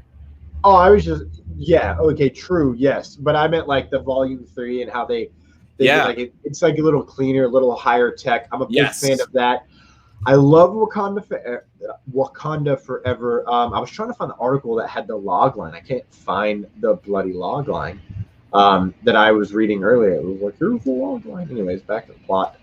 I'm very excited for that and what they're gonna do with that. I'm hoping that they just pass the mantle down to Shuri personally. Big fan of her character. Obviously, I love Love and Thunder, No Way Home, etc.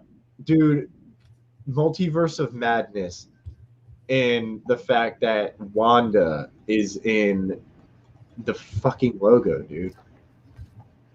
You see that? Right? Did you not see it? I did. I had someone. Did you send it to me where it was like her over it, and it's like, whoa. Yeah, it was probably me because I did send it. Yeah, man. I think that's another kind of team up that's not being marketed really as one, but that will be, Doctor Strange, Wanda. Team up? Or in the same room at the same time doing different things. Yeah, I don't know. Yeah, it's unclear.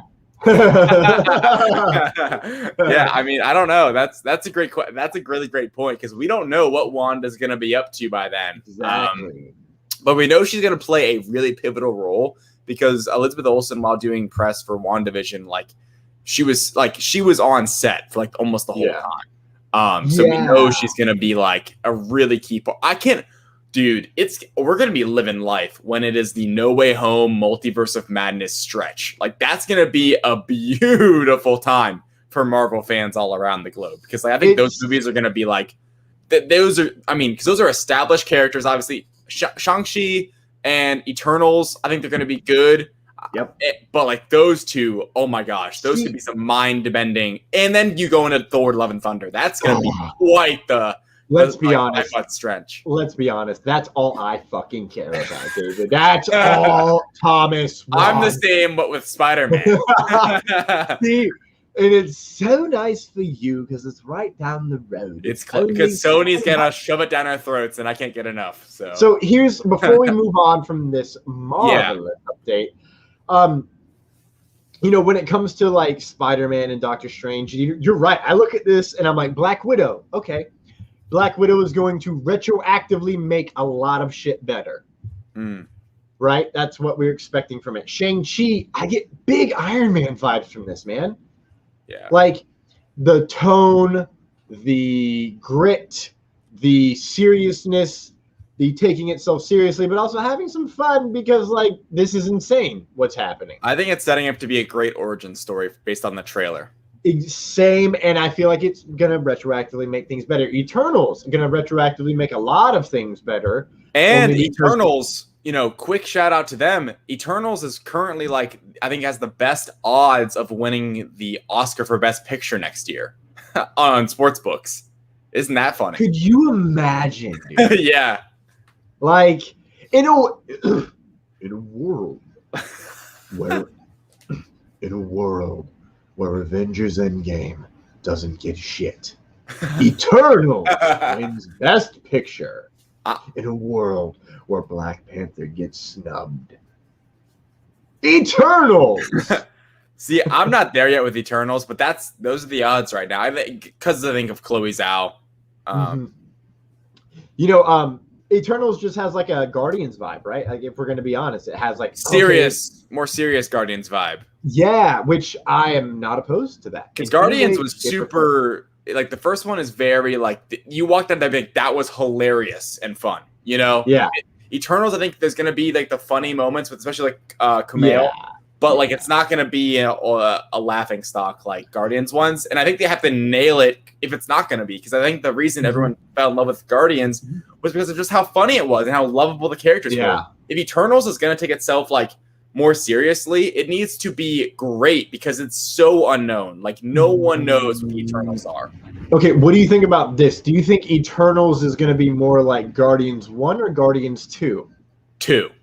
Same. Guardians 2 is a little more serious and kind of has deeper, like I think, kind of like themes going on there. It's yeah, exactly. It's about relationship, healing, loss, understanding love, right? And based on what we've heard about Eternals, that like it's so good, it's so emotional. It's one of their most emotional films. It's got big heart. And I've not watched Nomadland, but obviously everybody believes in Chloe Zhao. Yeah. Chloe Zhao, excuse me.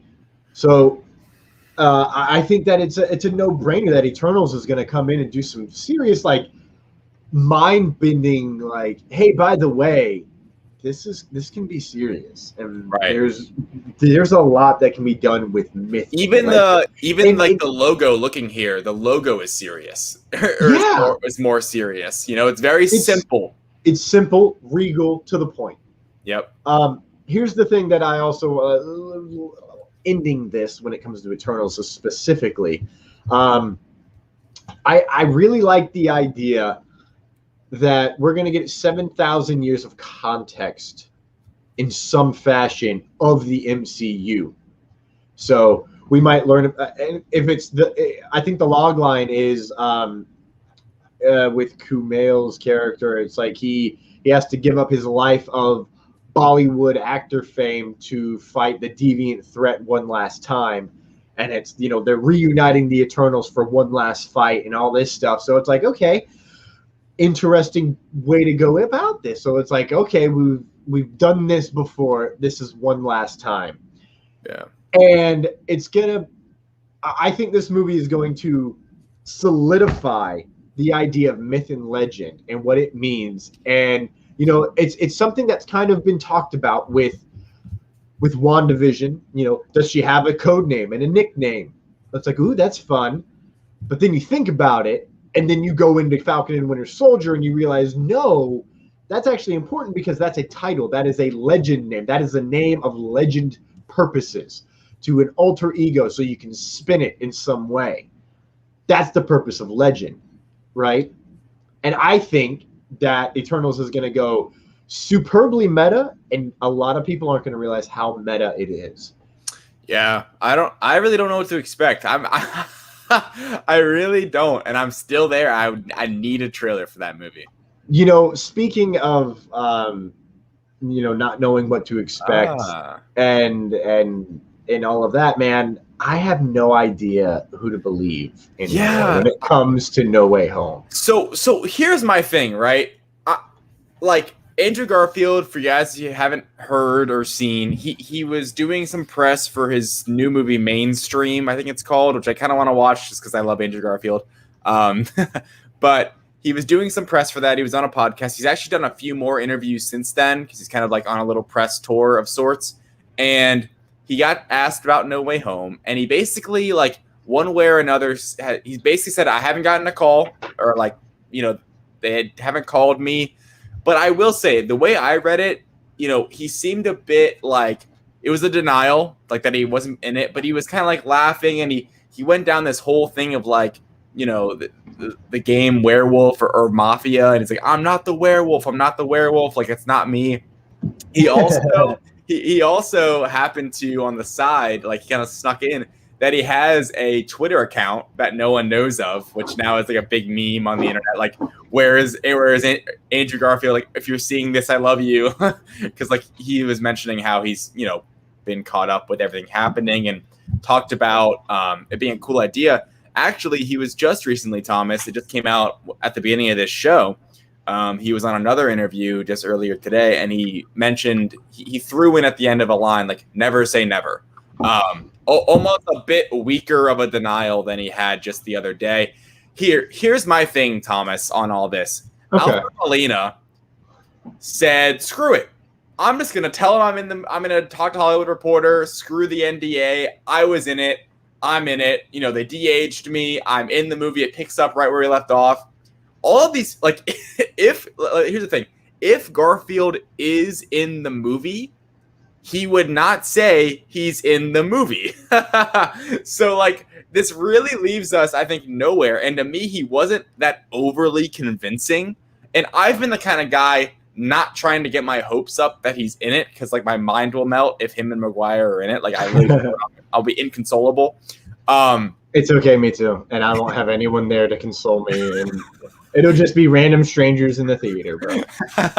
And here's the thing, like, if Garfield's not Alfred Molina, who doesn't give a shit and is just gonna like tell the Hollywood Reporter whatever. Like, Andrew Garfield, if he actually shot scenes for No Way Home, he's not gonna tell someone on a podcast. Like, that's just not gonna happen. He's a professional. He's not gonna break his NDA. That's just not going to be the case. Same with Holland. Same with Maguire if he's in it. Same with anyone related to the movie. They're not going to spoil what's going on. Now, here's my other thing, Thomas, before we talk about kind of these quotes or like just your thoughts on this. Okay. If they are in the movie, if Garfield and Maguire have an appearance, if they're in the movie at all, I think that they will be involved in the marketing. I think it'll be similar to the likes of the Civil War trailer 2, I believe, when Tom Holland's Spider-Man swings in, premieres, grabs the shield, and it's like, hey everyone, like, because the reason why they do that, and I think if they're in the movie and they don't market it, there's just, I don't get it. Because, money on the table. Exactly. You like telling fans that Garfield and Maguire are back as Spider-Man, that puts people in the seats, old and new. Like people that were fans of either franchise, especially the Maguire ones, which had a bigger like fandom around it. Mm-hmm. More people will go see the movie. Like if everyone knows that this is actually a Spider-Verse movie, like everyone's gonna go see it. Even like it's in December, so hopefully by then like COVID and stuff will be more like under control and people will feel very free to like just go pack in a theater. I hope Yeah. anyway. Like I think if they are in the movie, they will be in marketing. So only time will tell. But you know, Garfield, he did his job either way, and I feel bad if he actually isn't in it because it's like he doesn't know what to say, and he doesn't want to let everyone down too. Because like he also said in a couple of these interviews, like, you know, it's a cool idea, but like I'm not.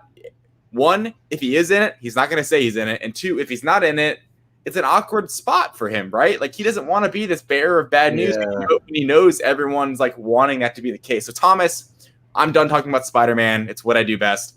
What are your thoughts on Andrew's comments? Yeah, he's a company guy. He's not going to talk, right? Yeah. He's Spider-Man. He's not going to talk. He's going to, because we've been thinking about this, like if they throw a Spider-Man into the Venom verse, who's the best one to do it? We both agree it's Garfield's Spider-Man. He fits perfectly with the tone of Venom. He would have great chemistry with Tom Hardy because, I mean, he kind of has like this weird great chemistry with most people. It's interesting. Garfield's great. He's a great actor. I've said it on the direct podcast when we did the rankings. I'm like, I will stand by this until Holland proves me wrong, but Garfield is the best actor that's been Spider-Man. That's my opinion. Actor. Yes, sir. He's the best actor. Yeah. Actor, yes. I don't disagree with you. I like Tom Holland, but I haven't seen I mean, he doesn't have the vast body of work that Andrew does, you know, due to experience right now. So time will tell. I've not seen Cherry yet, but I have a feeling Cherry's going to do to me what Hacksaw Ridge did for me. For, you know, it's just that, wow, okay, that's awesome. I love that. So I genuinely hope he's in it, and I hope that I really hope that this is setting up like a, this Spider-Man's going over here. This Spider-Man's going over here. Well, this one over here. Like, that'd be great. Because, again, the only character that can span cinematic universes is Spider-Man. Kevin Feige. That's what he said. So, give it to me, Marvel.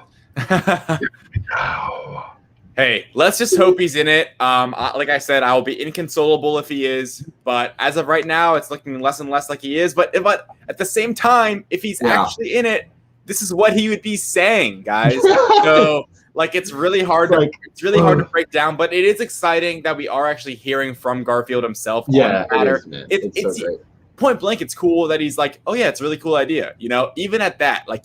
And that it seems like he would be open to it, which makes me think that he was open to it and is in the movie. But I need to shut the right. Yeah, I'm saying because he's like, oh, it's a cool idea, like, and even Thomas, I'm gonna go down. I'm a sick person. Go. Do it. There's a TikTok breaking down like this and talking about like why he's lying, and there was even a photo they added of like a recent photo of Tobey Maguire where he's like.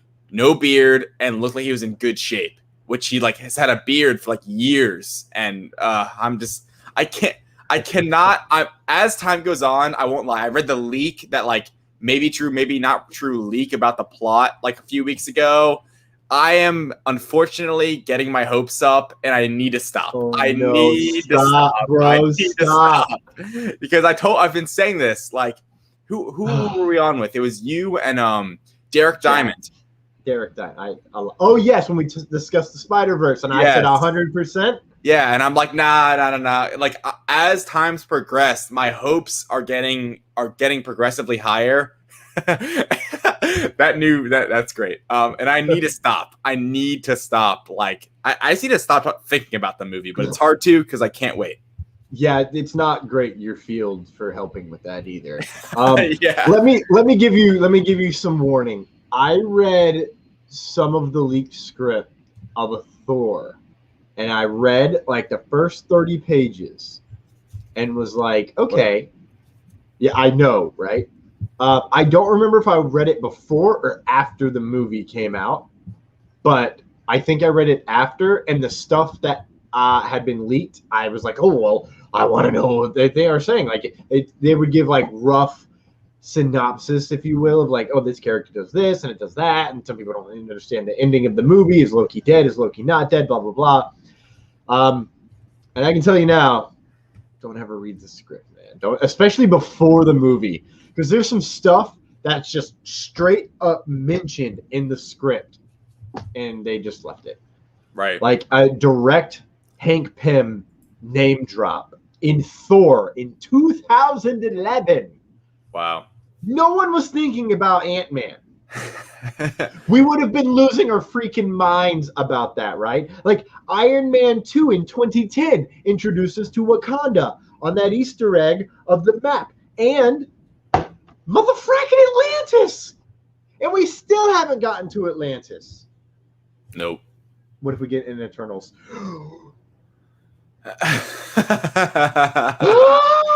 Anyways, moving on to DC. Yeah, we have some updates about the Superman. A little mix-up to end today's What the News. So there's an update with the first seemingly black Superman that they're going forward with. And here's what it says. Coates obviously is the writer. That's been confirmed, and there's been an update. There's a large article on the Hollywood Reporter. You guys should all check it out. It's like basically like catching up with the filming and the production of this J.J. Abrams produced Superman movie for DC. So here's the two things I thought were most pivotal that I got out of it. Coates isn't expected to deliver his Superman script. I'm reading straight from the Hollywood Reporter until mid-December. So the delivery of the script's not even supposed to be ready until December. So thinking about a timeline here. And then a quick little glimpse at a Blade update. The Marvel Studios Blade they've tossed in here. Likewise, Marvel isn't rushing with Blade, whose start date was pushed from this September to July 2022. So apparently the Blade movie with Mahershala Ali was supposed to start production this September, and now it's being pushed until July of next year. And they credit the reasoning is because of just working on the script, getting it right. So they tossed that in there. Here's the big thing with the Superman update. The Superman film appears to be moving on its own track and won't be part of the universe as of now. So it will be separate from the DCEU, much as the Batman, much as Joker. Sources tell the Hollywood Reporter that Coates is crafting a Kal-El in the same vein, in the vein of the original Superman comics, and will have the protagonist hail from Krypton and come to Earth. So it is a Superman Kal-El version, but he's black. While the story is currently being crafted and many details could change, so we don't know. One option under consideration is for the film to be a 20th century period piece, which to me gets me excited. I love period piece movies. I think it's such a fun deal to go back in time. Obviously, Back to the Future is my favorite film, and it's one of the best period piece films of going back to the 50s. And me watching it's like the 80s, but it's the legit 80s. Anyway, I digress. I think doing this is actually like I might be in the minority.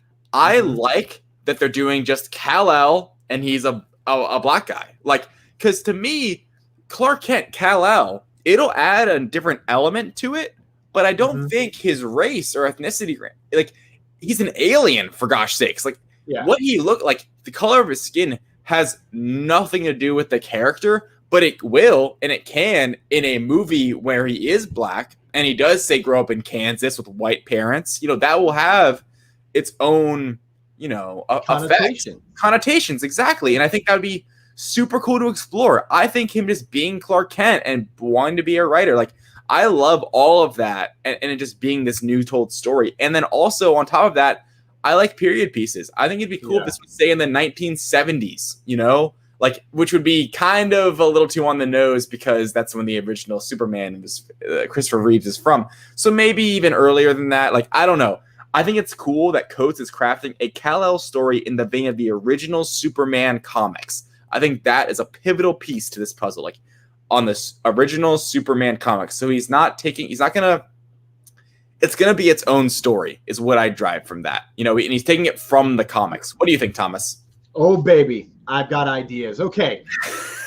So simply put, I agree with you on everything you've said, actually. The only way that, and this is what pisses off some people, and I say, fuck off.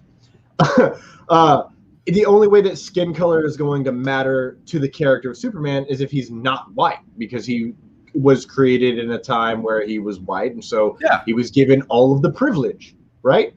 He grew up in Kansas. Now, let's say I love the idea that his parents, like, his parents are white, Jonathan, and he's black, because then that's an entire. First off, it's okay. How does someone treat this black young man, this black boy in Kansas? How do they treat him knowing he's adopted? How do they treat him knowing who his parents are? Like, there's a lot of different lenses that people are going to have about him.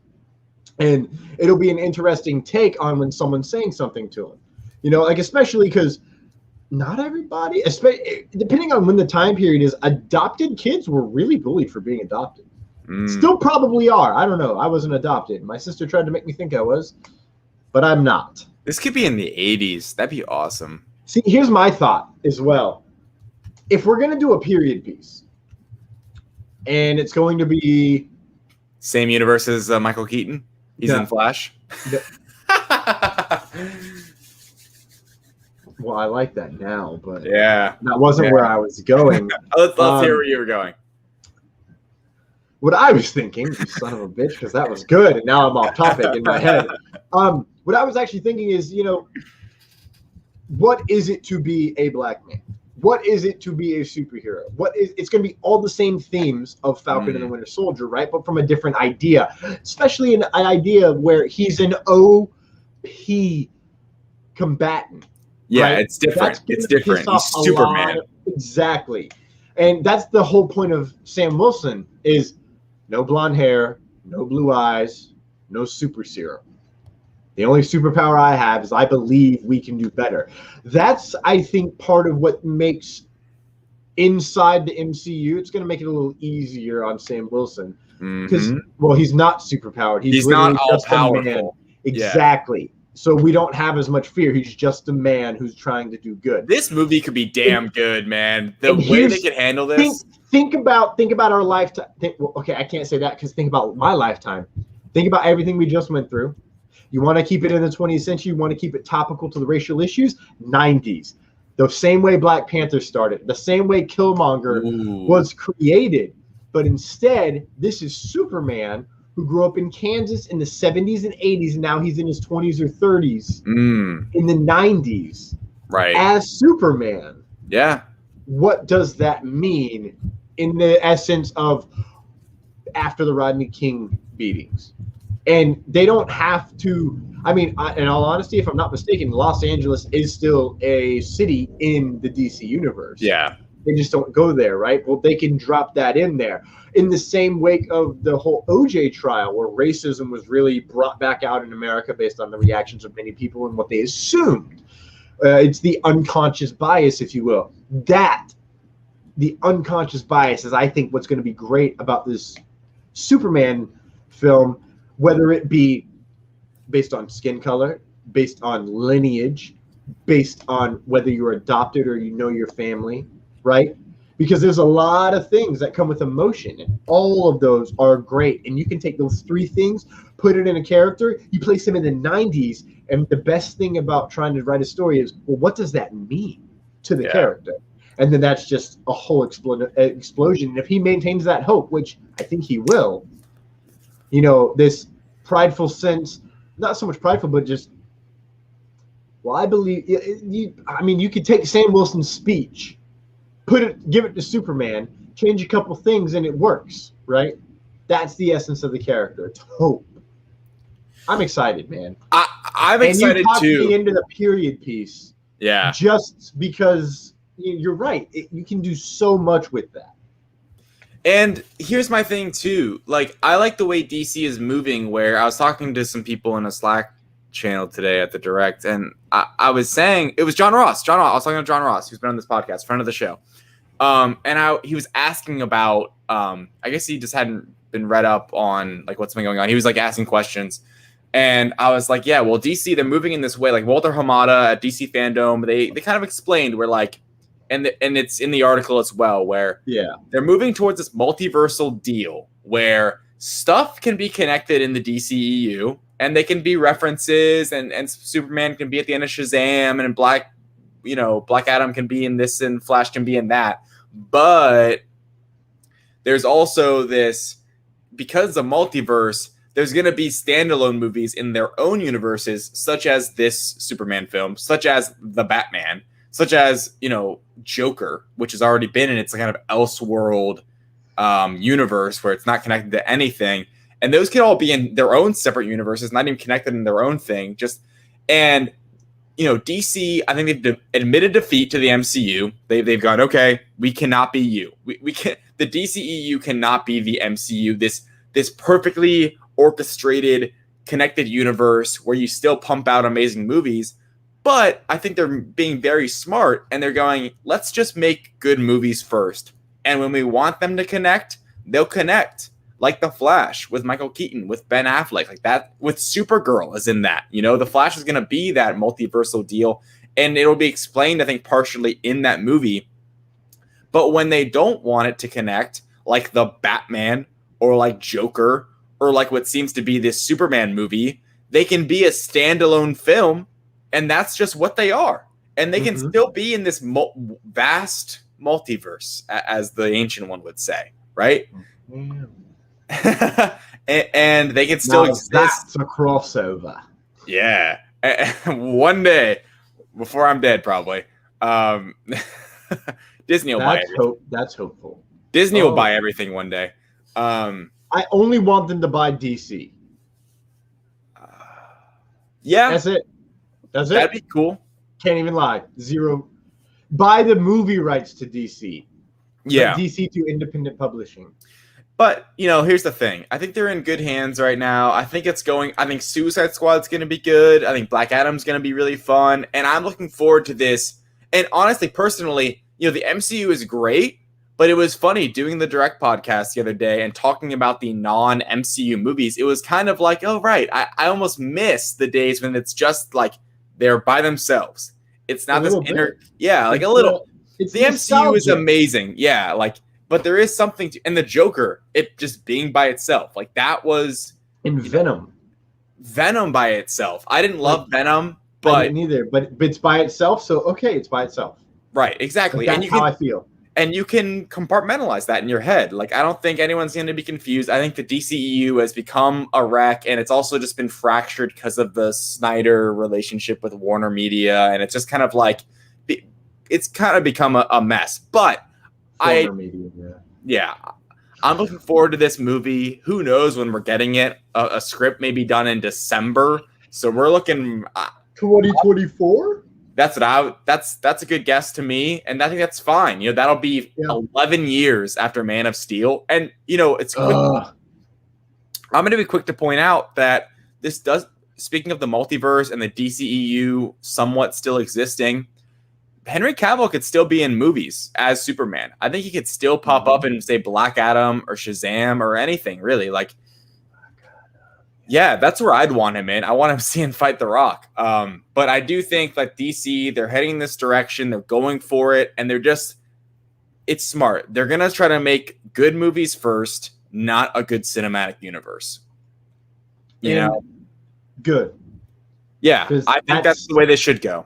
That's the way they should go. Not keep forging on this DCEU and forcing it, right? I think that's what they started forcing it. And it's not working out. It's simply not working out. Justice League, even though it was a bad movie, like it should have made more money. It's because they rushed it and people weren't invested. But then you see Aquaman, which is very standalone, make $1 billion. Joker, $1 billion. I think they're seeing that, a cinematic universe isn't equating to cash. And they're like, hey, that's all they want. Except that's the business, right? That's the business. Exactly. And I love the idea because that's the Marvel focus. They are just doing two things at once. They have their eye on the long game, but they understand each movie has to be the best it can and to do what you can to learn and make great movies more. And I think what they found is it all comes down to collaboration because a lot, and like in the beginning, you could tell certain directors were really putting their stamp on films. Kenneth Branagh, it's very Shakespearean, the first Thor. Right. That's what a lot of people liked about it, and it's what makes it good, right? Thor: The Dark World is filmed by committee, and you can tell. You can just tell. You can tell. Yeah. It's one of those movies where it's like, there's too much. It's just, So, yeah, filmed by committee, unbloody well fortunate. And then they found their stride, right? That's when they got, okay. I think, absolute speculation. I was thinking about this the other day, and we hear about Age of Ultron, and we don't hear a lot of negative stuff about Joss Whedon, but there was a lot of reports about how stressed Whedon was during that time and that he was having a tough time, et cetera, et cetera. I'm wondering if they started having clashes and Marvel is Marvel, and they just kind of did their best to assuage and help do, massage ego, if you will, which is what you have to do in the business sometimes to help get things done a certain way.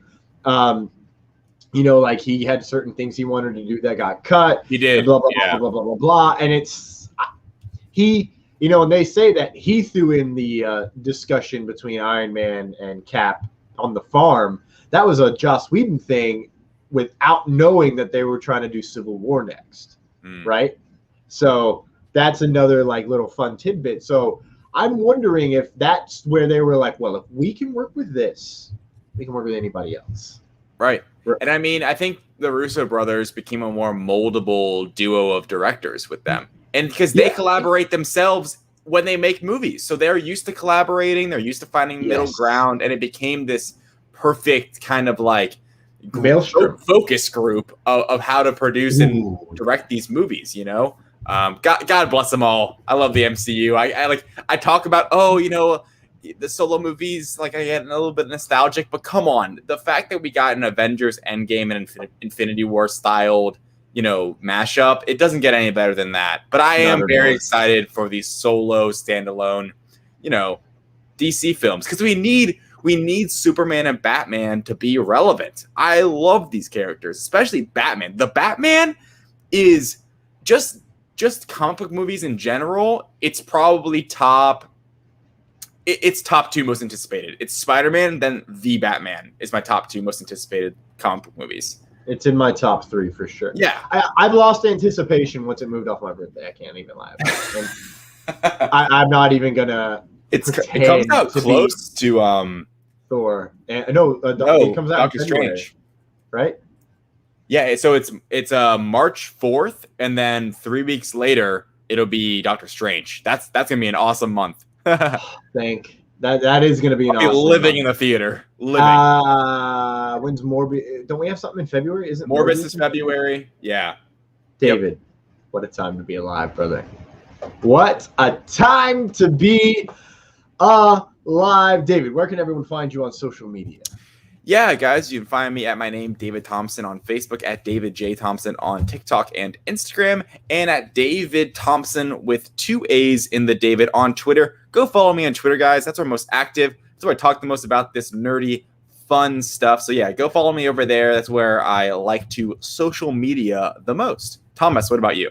You can find me on Facebook at Thomas Carter Rochester -actor, at Thomas Carter Rochester, all one word, no hyphens, no spaces, on Instagram, at TCRochesterACT. That is TCRochesterACT on Twitter, and Life of Thor on YouTube, where you can catch all the fun with Thor, Wives of the Mandalorian Season 1 and Season 2. Enjoy all the fun. You can find all of those links and more at Linktree.com/TCRochesterACT. That is TCRochesterACT.